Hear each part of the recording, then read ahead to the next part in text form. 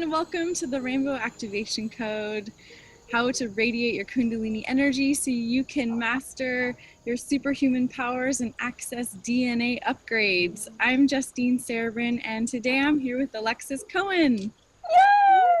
Yay! So just forgive us, we have some weird background noises, and I have some weird lighting issues that are kind of normal, but we'll just bear with us. The audio should be good. I'm going to read a little bio for Alexis, and then we'll jump into some awesome questions, okay? Okay. All right, Alexis COHEN is a visual artist, women's creativity mentor, and shamanic practitioner. Alexis supports women as they heal and strengthen their connection to their power and intuition so they can birth their creative work into the world. Women are stepping up in a new and powerful way, and Alexis is passionate about supporting this new rising tide of women creatives, healers, and innovators, sorry. Alexis supports women through all their creative processes, including art, writing, ceremony, and childbirth. With a decade-long background as a doula, Alexis finds that her work in birth has beautifully woven into her current practices and has transformed the way she sees her life and the lives and experiences of her clients. And you can check out, we have some links of hers below, and you can go to her website, alexiscohen.org. Yeah. Okay. Cool. So I have worked with you for a really long time, and so there's one story that I really would love to hear you share about. I think it was one of the first times you're painting this giant mural, and something came through. Do you want to share that story? I would love to. And just everyone, Justine is the best, and I feel so honored being a part of this. It's such a bright light in the world. So this is really fun. Thank you. Yeah. Okay, so the story. So the story that Justine is talking about, it's really one of the biggest doorways that I walked through on my own creative spiritual path. It was wonderful and intense. So the story goes, I was painting my first mural in this house that I lived in with a few other women, and my now husband was there as well. And I was just painting this big mural on my bedroom wall of Aphrodite. And it was such a beautiful experience. And as I was connecting to her, my experience of reality just started shifting, and I was getting all of these messages about love and how all that is real is love, and so it's just all these beautiful messages. And I was living in this house at the time that had a lot of energy in it, and it felt haunted.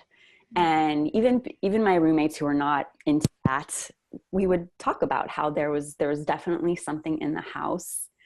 And I mean, it was crazy. It was like light bulbs would shatter, things would fly off the counter. It was really, really intense. And at that time, I didn't at all understand or how to navigate the spirit world. And when I thought of the spirit world, it always felt scary to me, like that. Like, what is going on? I don't even want to touch into what that world is, or like if my vision would open, it would be really scary. It would feel like, oh, don't do that. Yeah. But as I was painting this painting, there was this other spirit that was coming through. It was so compassionate and so loving. And it was such a different energy than this other spirit that I was feeling in the house. And I didn't know any better. Like, there's a spirit in the house, and this one night, it cut out. Sorry. Oh, I'm sorry. I would, it's like, oh, spirits, I'm going to talk to the spirits. And it's like people have like that Ouija board experience or whatever. So I started talking to the spirit in the house, and I felt this heavy energy. It felt like a large woman sat on my chest. Wow. And I was like, oh yeah, this isn't good. And so I asked her to leave. And this energy was telling me she was a guide. But I was like, something feels off, because the energy of this painting is so compassionate, and this other one, not really. So it was like this first moment of discernment, of really seeing that there were two different frequencies to the spirits that were making contact. Mm-hmm. And I have to say, I felt like I was going a little crazy, but like and I think that sometimes happens with artists when they start opening up that channel, they're opening up their vision to the spirit world. And at that time, I told one of my really good friends, James, at the time, what was happening. And he's like, oh, okay. You just need to meet my teachers. You need to learn about shamanism. This is just about learning to navigate the spirit world and learning how to have a foot in both worlds. So yeah, it's really exciting, because art was really my doorway into learning about shamanism and working with guides. And then it became full circle to really, co-creating with guides and using art as a vehicle of transformation. But that first mural, I mean, she was one of my first guides, and she was talking to me. I remember I was painting her, and then I started working on another mural on the other side of the wall, and I just heard so gently, "You're not done with my eyes." And so I painted her, and then Brent, my husband now, I was like, "Come in here, she talks to you." And he was sitting on the bed. I'm like, "Ask her something." And he's like, "Oh, okay." And then he sat there and he's like, "Whoa, she really just answered me." And there was something about her being a mural. She was so big. It felt like I was in her world, as opposed to like making something very tiny. So it was that first experience of making bigger art. So I was like stretching past my comfort zone, and something opened up for me. And the guides supported me in that process. So it was a huge initiation. It was a really amazing time. Wow. That is so cool. I love that story. And so much of it feels like you really have to trust yourself and trust that you're not crazy, and go with that flow, even though you have those sorts of feelings, which is kind of like part of the dance of being an artist, Totally. And what's so cool about that experience too, at the time it was so new. So that spirit in the house, I felt really afraid, because I didn't really understand what was happening. But then after doing, the shamanic training, and James, who was the shamanic practitioner at the time, came in and helped her move on. And it was a woman, which is actually very strange, was not strange, but I had painted 3 other paintings before the mural. And it was all of this spirit. Like after James told me, like, oh, it's this woman who had 2 children, and she had passed in a fire, and she's just hanging out in the house. I was looking at these other paintings. I'm like, oh my goodness, this is her. Like, I've been painting her, but I was painting through a different frequency when she was coming through. So. And was that the energy that felt like it was sitting on you? Yes. And that was not the one that was talking to you? Mm-mm. Big painting. Okay. Yeah. Mm-mm. Wow. So, how long ago was that? That was about 15 years ago. Okay, wow. So or 16, yeah.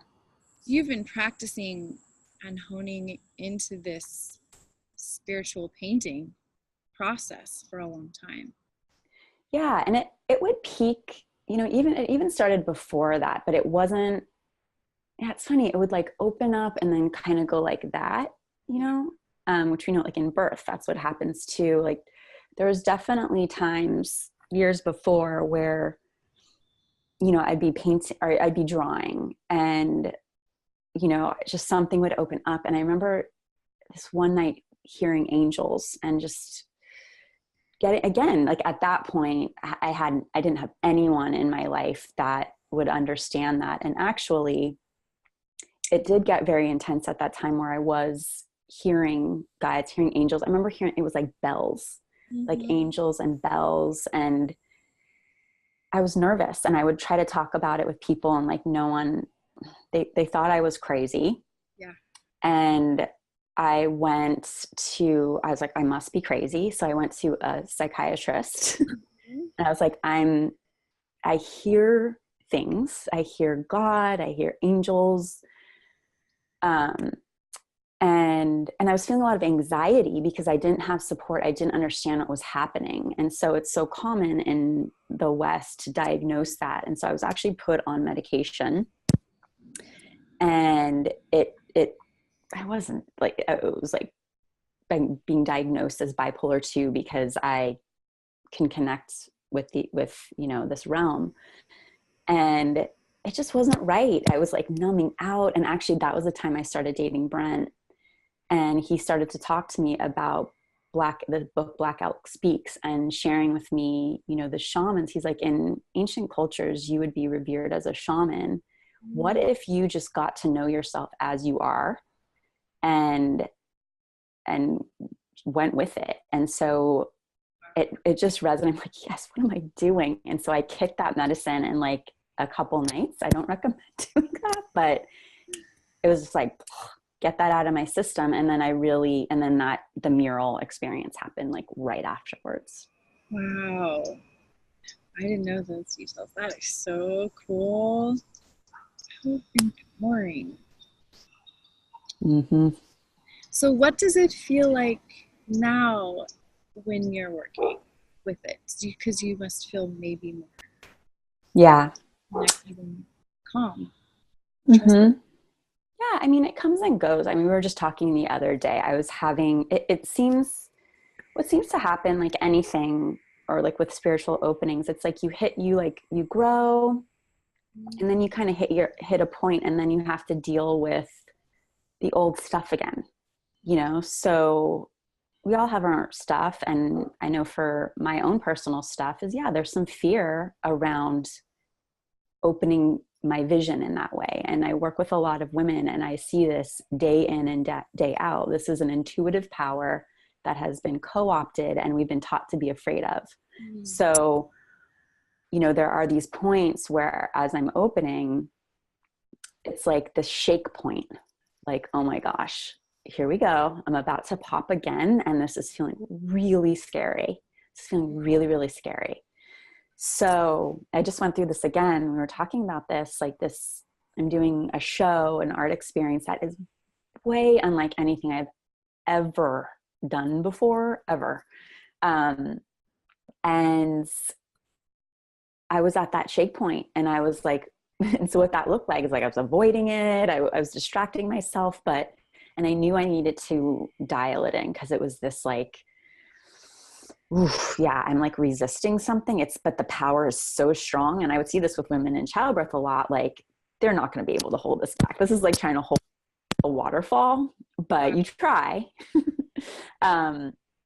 So I went to Hawaii, and that land, it's so incredible and definitely a power spot for me. And I just relaxed and let the land hold me. And it just dialed in. And I was at this art retreat, and it was this beautiful process that we were led through of like, you're really deeply connecting to the painting. And this is what I would suggest for folks, is like, ask the painting like everything, like really like every move, like this color, like be close to it, be super close to it when something new is coming in, like super close, right?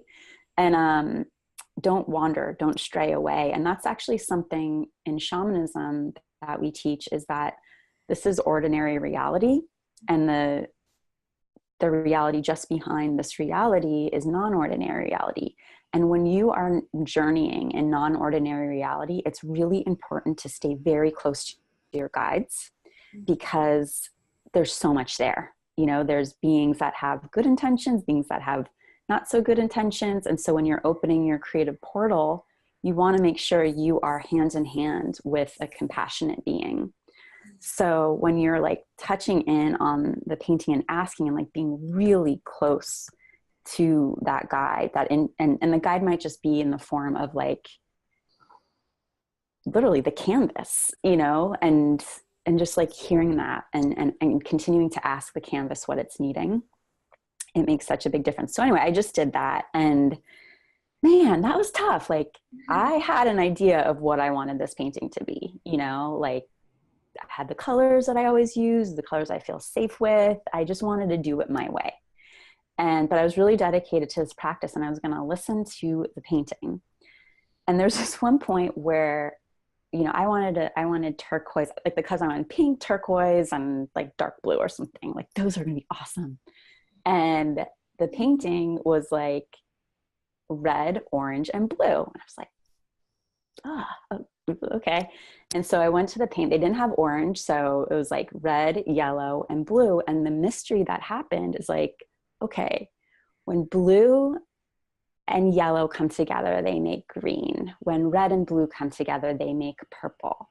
When red and yellow come together, it's orange. So all of this whole like thing happened that I was like, my brain didn't see coming. Mm-hmm. So it just kind of opened up this mystery of like, oh yeah, when I trust the divine, when I trust these compassionate beings, they're actually going to bring me somewhere that is so much better than I could have thought. Yeah. And and then this being emerged, this guide just like popped right out of the painting again, and was making contact with me. And it was unlike anything I've ever painted. Yes. I would love, could we show that? Sure. Oh, how can I do that? I might be able to just like have it edited in. Okay, cool. Yeah. That's really cool. But yeah, it does look very different from what you normally paint. And what does that being feel like? When did you talk to it and hear? Yeah. It's well, yeah, I'm doing this show about fairies. Yes. I'm doing a show, and Justine is the art director. It's called Butterfly People and the Dreaming Tree. So it's, you know, in my head, I was like, oh, it's about fairies. And I had like the color palette. But what was coming through is like, no, actually there's a group of guides that have something to say. And as the artist, right, looking at it as the shamanic artist, where you're a creative vessel or a hollow bone for the guides to come through to share their wisdom. There's a group of guides that have something that they would like to communicate with humans, to help them support them, so we can go to the next level.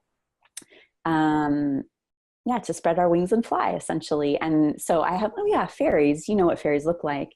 But what happened is the painting, like, okay, no, that's apparently what they look like. And it was really surprising, but it makes a lot of sense. Like, oh yeah, that is who's communicating.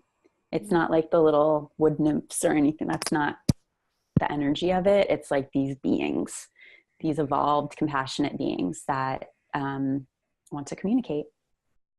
Wow. And do you resonate? I've been kind of exploring like other beings and what they might be called.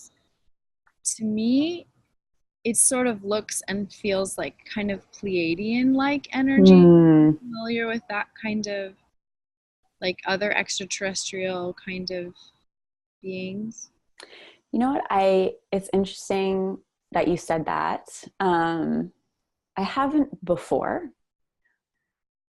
but when this one came through, it was a little bit like, wait, are you an alien? Like, you're from somewhere else, you know? And I don't know, clearly a different dimension. I was actually just talking to another friend who's you're gonna love her, who's a visionary painter, and she paints beings from other dimensions all the time. Like that's what comes through all of her paintings. And she's like Alex Gray. They're like realistic too. Like it's unbelievable.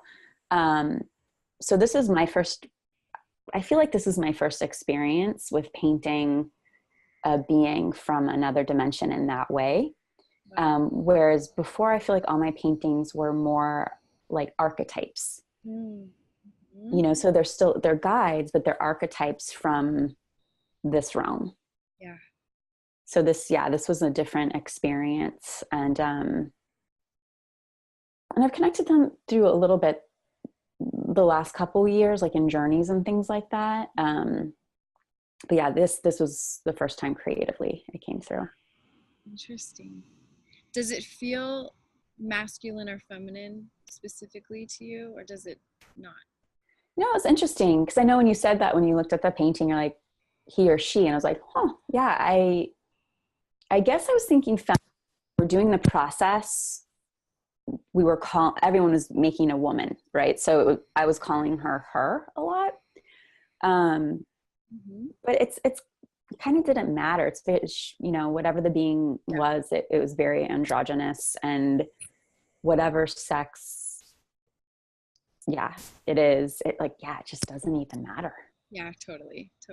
It's a different energy. It's a different frequency that goes beyond gender, sex, Mm-hmm. That really feels like what we are moving into on Earth in humanoid earthling form. Moving into that kind of not non-gender specific kind of all loving, all encompassing kind of universe. Yeah, that's cool. I hadn't thought about that so much because I work with women. So and I worked in birth. So I'm very focused on feminine power and feminine energy. It was funny. One of the artists just asked me, she's like, oh, I have a male dancer in mind. Is that okay? And I was like, yeah, I haven't even really thought of the gender. I'm just asking the artists that are kind of lighting up. Yeah. But yeah, it's an interesting thing to think about. Yeah, I don't know, just popped in. So when you work with clients, what does a session look like? You call it creative growth mapping. Is that correct? So that's the first session. So I'm offering for your audience a free creative growth mapping session. And so in that phone call, we hone in on your creative vision, address any obstacles that might be getting in your way, and then come up with a plan and a strategy to move you closer to your dreams. So that's the first session to just kind of get a lay of the land. And if it makes sense at that point to work further together, then I would share how we do that. But each woman is so different. It's very hand tailored to her. And so when I work with women, it's a healing and mentoring program. And this is an initiation when again, I work with women. So when a woman steps into saying yes to her creative vision, it's not one-dimensional. She's bringing, just like birthing a baby, she's bringing her whole self, all of the dimensions of herself to this experience. So physical, emotional, mental, creative, it's like all of these parts of her have to come with her. And oftentimes what happens is there's a yes, and you're wondering why you're not getting where you want to go. And usually it's because there's a subconscious no. Like there's a part of you that is having a hard time, and is needing some healing and some support. So the healing part, so I always, when I start working with a woman, first and foremost, we connect to the consciousness and the intelligence of the creative vision, because it knows how to be born. And then a lot of women I work with do have connection to guides, but we connect to more guides that want to really support her in this creative birthing process. So it's like we have the anchor of the vision, we have the guides, and we just start going. So it's like a dance between, setting that intention, and as she's going and stretching there, the stuff comes up. So in the sessions, we do that deeper healing and heal at the root with the guides. And then we come up with what I call source directed strategy. So the guides actually will just share with you what the next move is. The trick is listening and taking action. So I can't tell you how many people, the guides are like direct information, like do this. And people are really nervous. Then the rational mind takes over and they don't do it. So what I'm holding my clients accountable for is like the action. like, you just got this information, so now we're going to set it up. And sometimes the strategy might come in a little bit abstract. And so then our work is to get it more clear. And I'm collaborating with them. I'm working with my guides as well. So a lot of times I'll get information and I'll always have them check in with their guides, because their guides are always going to be right. If they don't align with what I'm offering, we're going to listen to what their guides are saying. And it also increases confidence in themselves. And what can happen, you know, in the coaching world that I have found is that a coach is just telling you what to do. And then a person, and pumping up, and it's really awesome. But what can happen is you can get really dependent and externally focused and lose your belief and trust in yourself. Yeah. So this is all about, no, keep coming back. You actually have all of the answers. Sometimes we need to translate it. But you actually know what the next thing is. Yes, totally. That's incredible. And I worked with you in that way, in birthing a lot of my creative projects. And I couldn't have done it without your support. Because it was such a huge endeavor that I was moving into, that I felt like I needed someone to, I needed physical support in this realm and in the other realms, because the work I was doing was so spiritual. Mm-hmm. Is so spiritual. So I really recommend it, and really resonated with that work. And connecting with the guides, I'm not working with you now, but I'm still working with those guides every single day with every single client. And I have a ritual now. So I feel so much more empowered than I ever did before. I didn't know anything about shamanism, so. That's so beautiful. For that. Yeah. Oh my gosh, you're a pleasure to work with. I love working with you. Yeah. And what you're reminding me of is so the big project that I'm stepping into, I was as I was dialing in, I was feeling really, like I said, really nervous, because it was such a big endeavor. And then seriously, as soon as it clicked in that I was just a part of it, and that there are all these guides, it's really them. Yeah. And I felt all of the weight was off my shoulders, and that they're going to give me the information as it's needed. They're running the show. And if I can just trust and kind of rest back into them, they've got me. Yeah. And it's the times I feel anxious is when I pull away from them and want to do it myself, and I'm kind of running too far ahead. So anyway. Beautiful. I'm so excited for the show. Do you have a date yet for it? Yes, it is Sunday, May 20th, and it's in, I don't even tell you this. So it's in LA. It's at the Ariel House. It is? Yes. Yay! Oh. Yeah, it's this awesome studio. It's an aerial dancing studio that Justine connected me with. And yeah, it's just going to be a really wonderful experience with dance and music, and a really, really awesome environment that you're going to help me create, where it's, you're entering into the dreaming tree. And it's really this other reality where the butterfly people show up. They don't usually show themselves to humans. And this is the one night that they're going to show themselves to us and share their songs, their stories, and their wisdom. Wow. I have chills. I'm so excited. Well, thanks for letting me be a part of it. And absolutely. Thank you for letting me interview you today, Alexis. Yeah, thank you. I feel very honored. Thank you. Well, I think that's all. Was there anything else we got? I just want to say it's so nice to talk about this stuff so freely. Everyone's at different spots with it. And yeah, it just feels really good to just name it and talk about it. And I know that a lot of people will resonate with what you're sharing here. Same. Yeah. So thank you, Alexis. Thank you all for watching. If you know any artists or creatives that would benefit from this show or working with Alexis, please feel free to share this link with them and connect with Alexis directly and use those links below to try out that creative growth mapping for, you know, why not? Why not? And it's free, so give it a shot. Yeah. Cool. Well, thank you so much. I hope you have a beautiful day. I love you. Yay. Love you. Bye, Bye. everyone.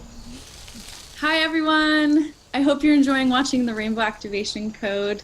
I just wanted to thank you and let you know that if you're really enjoying it, it would be so amazing if you could share it and like it, either through the rainbowactivationcode.com or through the YouTube show just by clicking subscribe and sharing it or liking it. Thank you guys. I'll talk to you soon. Bye.